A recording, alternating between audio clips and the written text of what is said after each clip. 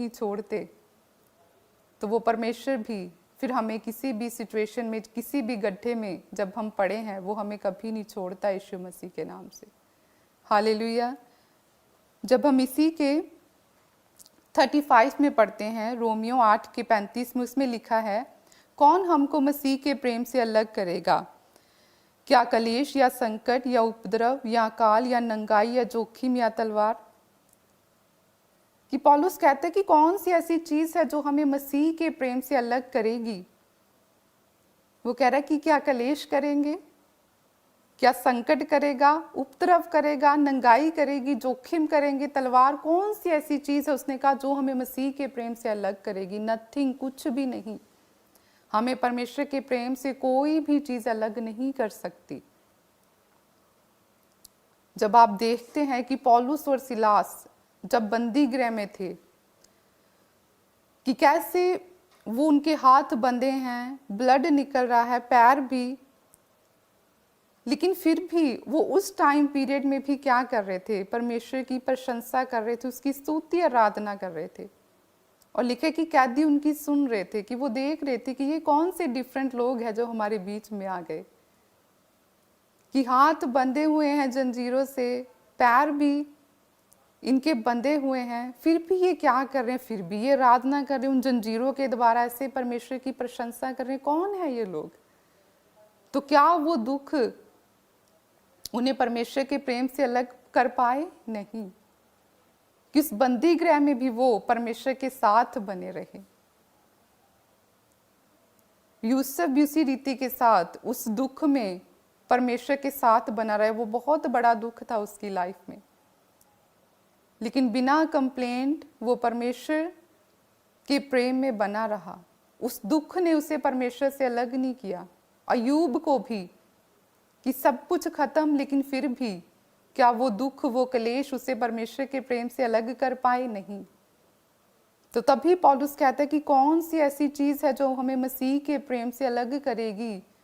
क्या गरीबी अलग कर देगी? नहीं। अगर हमारा प्रेम परमेश्वर के साथ है, निस्वार्थ, अगर हम इस बात को जानते हैं कि परमेश्वर ने मेरे लिए अपनी जान दी, उसने तब दी जब मैं पाप में था, जब मैं गलतियों में था, जब मैं बंधनों में था, जकड़ा हुआ था, तब उसने मेरे लिए अपनी जान दी। उसमें कोई दोष नहीं था, उसने कोई पाप नहीं किया था, लेकिन फिर भी वो किसके लिए पापी बना? मेरे लिए पापी बना, ताकि जब मैं उस पर विश्वास करूं कि यीशु मेरे लिए इस धरती पर आए और मारे गए, गाड़े गए, और उसने मेरे पापों के लिए अपना ब्लड बहाया, तो मैं क्या करूं? उद्धार को पाऊं और मेरे पाप क्षमा हो सके। तो अगर हम इस रीति से परमेश्वर से प्रेम रखते हैं, सिर्फ इसलिए नहीं कि परमेश्वर तू बस मुझे वीज़ा दे दे, मुझे जॉब दे दे, मुझे धन दे दे, दौलत दे दे। जब हम बिना स्वार्थ के परमेश्वर से प्रेम रखते हैं, जैसा उसने हमसे किया, उसने निस्वार्थ प्रेम किया, उसमें कोई स्वार्थ नहीं था कि एक पापी के लिए कौन है जो ऐसा करेगा, लेकिन परमेश्वर ने करके दिखाया। तो अगर हमारा प्रेम उसके लिए ऐसा है, तो फिर कोई भी प्रॉब्लम आपको परमेश्वर के प्रेम से अलग नहीं कर सकती। चाहे आपको लगे कि इतने साल से मेरे पास बेबी नहीं है, लेकिन अगर आपने उसके प्रेम को चख लिया है, आप कभी भी उससे दूर नहीं होंगे। फिर वो दुख आपको परमेश्वर से दूर नहीं होने देगा, क्योंकि आपको पता होगा कि जो मेरे अंदर है वो सब कुछ करने में क्या है? सामर्थी है। कि अगर अब्राहम ने इतने साल वेट किया, वो दुख कि 100 साल की आयु में परमेश्वर ने उसे इसहाक के साथ ब्लेस किया, तो क्या वो इतने साल का जो टाइम पीरियड था, तो क्या वो परमेश्वर के प्रेम से उसे अलग कर पाए? नहीं कर पाए, क्योंकि उसका विश्वास परमेश्वर के ऊपर था। वो जानता था कि वो सेनाओं का यहोवा उसके साथ है, और उसने जो मुझे बोला है वो उसे पूरा करने में भी सामर्थी है। चाहे मैं बूढ़ा हो गया हूँ, चाहे मेरी पत्नी बूढ़ी है, चाहे उसका गर्भ उसे अलाउ नहीं कर रहा इस टाइम पे कि वो कंसीव कर सके, लेकिन फिर भी यहोवा सामर्थी परमेश्वर है। उन्होंने परमेश्वर के बड़े कामों को देखा था कि परमेश्वर ने कैसे इजराइलियों को छुड़ाया परमेश्वर ने हर बार जब जब उन्होंने परमेश्वर के नाम की दुहाई दी। तो वैसे ही उसी रीति से अगर हमारा प्रेम परमेश्वर के साथ है, हम बिना किसी डिमांड के हर रोज उसे खोजते हैं, उसकी ओर देखते हैं। जैसे एक बच्चे का प्रेम अपने माँ बाप के साथ निस्वार्थ है, वो किसी चीज़ के लिए नहीं है कि अगर माँ बाप ने कुछ नहीं दिया तो फिर वो उसके साथ नहीं रहेंगे। कैसा होता है? नहीं, क्योंकि वो उसे पैदा करने वाले उसके पेरेंट्स है। तो उसी रीति से वो परमेश्वर जिसने हमें अपना आत्मा दिया, जिसने हमें अपनी सांस दी, हमें उसके साथ भी उसी रीति के साथ प्रेम करना है। हर सिचुएशन में, कैसी भी सिचुएशन हो, परिस्थितियां कुछ भी कहे, आपकी रिपोर्ट्स कुछ भी कहे, कोई आपको कुछ भी कहे, डोंट वरी, परमेश्वर के वचन को आप पकड़े रहें कि परमेश्वर तेरा वचन ऐसा कहता है, तो परमेश्वर मेरा भरोसा तेरे ऊपर है। अगर तेरा वचन ऐसा कहता है तो परमेश्वर फिर 100% तो मेरी लाइफ में करेगा, क्योंकि सब बातें मिलकर भलाई ही उत्पन्न करेगी। कोई भी चीज़ परमेश्वर मुझे तेरे प्रेम से अलग नहीं कर सकती, कुछ भी नहीं। गरीबी नो, कोई भी दुख, बीमारी, संकट, क्लेश नहीं। जब आपका प्रेम उसके साथ है निस्वार्थ, जब आपने चख लिया है उसके प्रेम को, आप कभी भी पीछे मुड़ के नहीं देख सकते, कभी भी नहीं। 100% मैं आपको बोलती हूँ, क्योंकि उसका प्रेम जब एक व्यक्ति की लाइफ में आता है, वो उसे टोटली चेंज कर देता है। फिर उसकी जेब में चाहे 1 रुपया ना हो, वो राज्य रानी की तरह चलता है। जब वो फिर चलता है, वो अपने आप को डिफरेंट फील करता है, क्योंकि उसे पता है कि मेरे साथ जो है वो राजाओं का राजा है। फिर उसे पता है कि मैं किसकी संतान हूँ, मुझे रचने वाला, मुझे क्रिएट करने वाला कौन है, मेरा आधार कौन है, मेरा विश्वास किसके ऊपर है।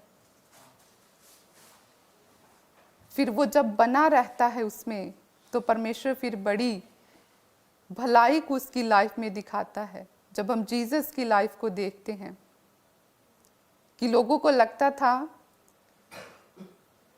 कि अच्छा, प्रभु यीशु मसीह को क्रूस पे चढ़ा दिया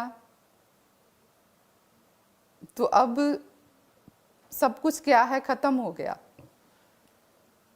लेकिन जीसस को पता था कि मैं पिता के प्रेम में बना हुआ हूं,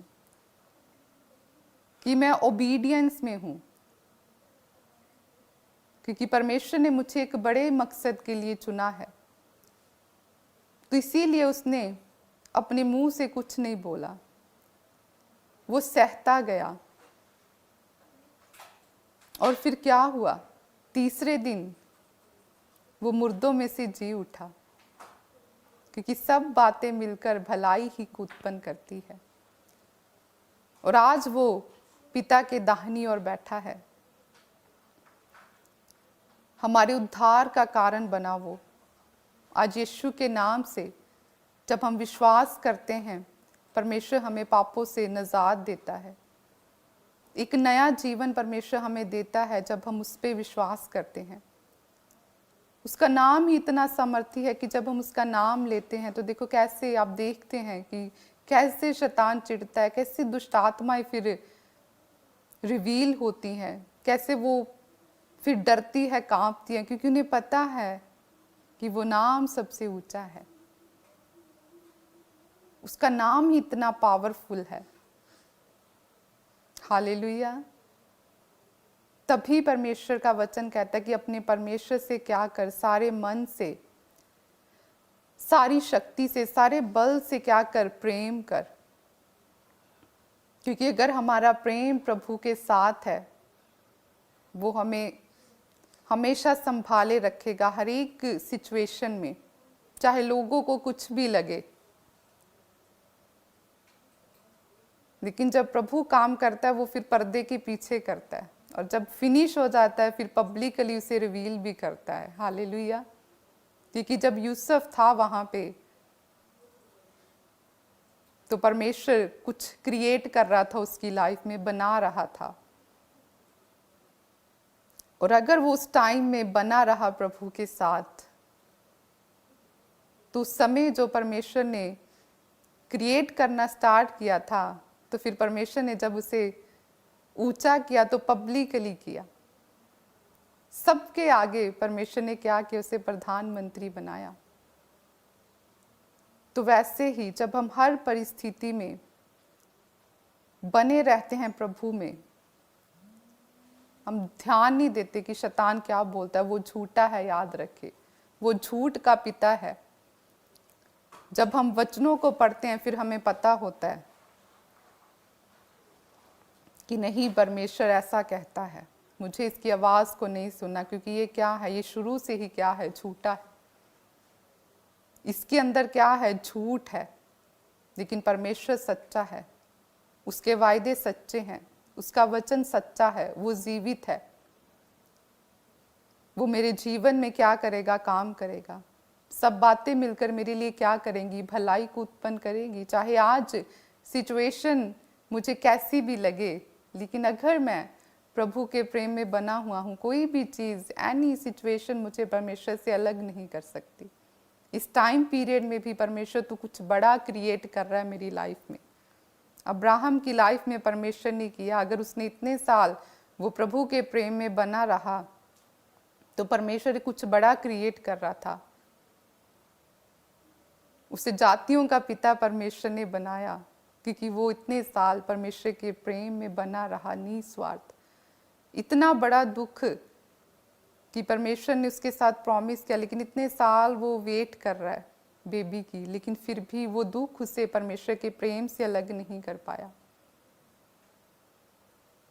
तो उसी रीति से जब हम आज परमेश्वर के साथ इस रीति से चलते हैं, हर परिस्थिति में हम खुदा को आगे रखते हैं, हम अपनी प्रॉब्लम को देख कर नहीं चलते, हम फीलिंग्स के अकॉर्डिंग नहीं चलते, हम परमेश्वर के वचनों के अनुसार चलते हैं कि नहीं, प्रभु क्या कहता है। क्योंकि मसीहत यही है, फीलिंग्स के अकॉर्डिंग ना चलना। फीलिंग्स तो बहुत कुछ कहती है, फीलिंग्स तो फिर कहती है कि अच्छा ऐसा हो गया, तू प्रार्थना ना कर। लेकिन परमेश्वर का वचन क्या कहता है कि निरंतर प्रार्थना में लगे रहो। तो हमें निरंतर अपने परमेश्वर के प्रेम में बने रहना है। याद रखिए, आप एक दिन खाना खाकर 1 महीना जिंदा नहीं रह सकते, आपको एवरी डे लेना पड़ेगा, क्योंकि आपकी बॉडी को परमेश्वर ने डिज़ाइन ही ऐसे किया है। तो उसी रीति से आप एक दिन प्रेयर करके अगर आप कहें कि मैं 2 महीने ऐसे ही रहूं, आपकी स्पिरिट को भी परमेश्वर ने ऐसे ही डिज़ाइन किया है कि उसे परमेश्वर की प्रेजेंस चाहिए हर रोज, उसे वो फूड चाहिए जो परमेश्वर का वचन है। क्योंकि खाना नहीं खाओगे 4 दिन 5 दिन, लेकिन ज़्यादा दिन नहीं रह सकते, क्योंकि शरीर क्या हो जाएगा, बीमार हो जाएगा, वीक हो जाएगा। तो उसी रीति से जब हम प्रेयरलेस रहते हैं, जब हम परमेश्वर की प्रेजेंस में नहीं रहते, तो हमारी स्पिरिट भी क्या हो जाती है, बीमार हो जाती है, वीक हो जाती है। तो अगर हमें शैतान से लड़ना है, उन अंधकार की शक्तियों से, तो हमें क्या चाहिए, आत्मा में वो बल, वो ताकत चाहिए। और वो बल, वो ताकत हमें कौन देता है, परमेश्वर की प्रेजेंस, उसका जीवित वचन। हालेलुया। तो इसीलिए जब हम परमेश्वर के प्रेम में बने रहेंगे, तो सब बातें हमारे लिए मिलकर भलाई को उत्पन्न करेगी। और जब परमेश्वर किसी व्यक्ति की लाइफ में भलाई को दिखाता है, तो वो फिर अयूब की तरह, यूसुफ की तरह क्या करता है, उसे ऊंचा करता है और उसे ब्लेस करता है यीशु के नाम से। अब्राहम की तरह परमेश्वर उसे फिर आशीषित करता है। हालेलुया। तो आइए हम परमेश्वर की महिमा के लिए गवाही को देखेंगे। मेरा नाम राजकुमार है, मैं फरीदाबाद से हूँ।